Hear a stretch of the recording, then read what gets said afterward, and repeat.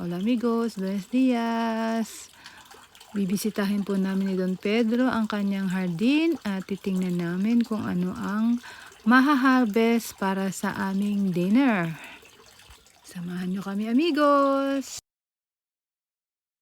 First harvest, wow! Tingnan nyo amigos, ang laki. Ang laki at ang dami niyang mga bunga.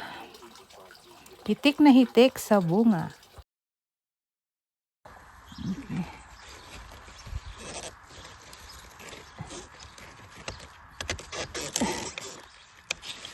Wow!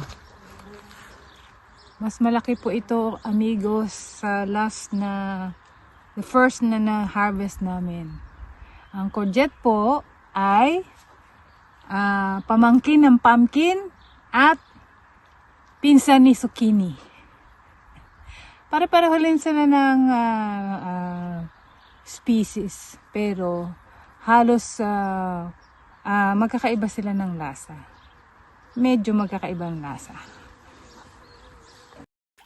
Itong mga cucumber na to, pwedeng-pwede na. Wow, ang lalaki.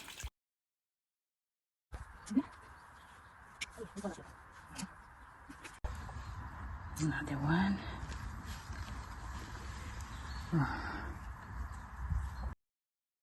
Ito po pong isang courgette na ito. Grabe, ang daming bunga. Kumbaga namumutakte sa bunga. Wow. Oh. Smile. Smile. Amigos, meron ding tanim si Don Pedro ng mga repolyo. Yung kulay red at ang kulay green. At meron din siyang cabbage na ngayon ay amin nang ha-harvestin.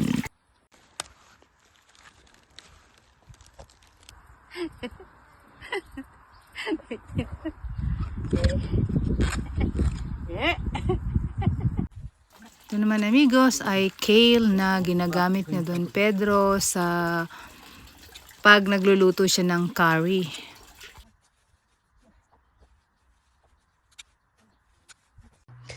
So ito amigos ang aming na-harvest for today.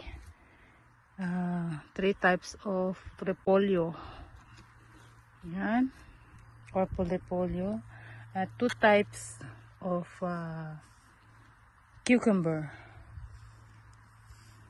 What types of cucumber? Gherkin. Yeah, gherkin. At kale and syempre yung courgette. Yan. Grabe oh. Grabe, ang laki.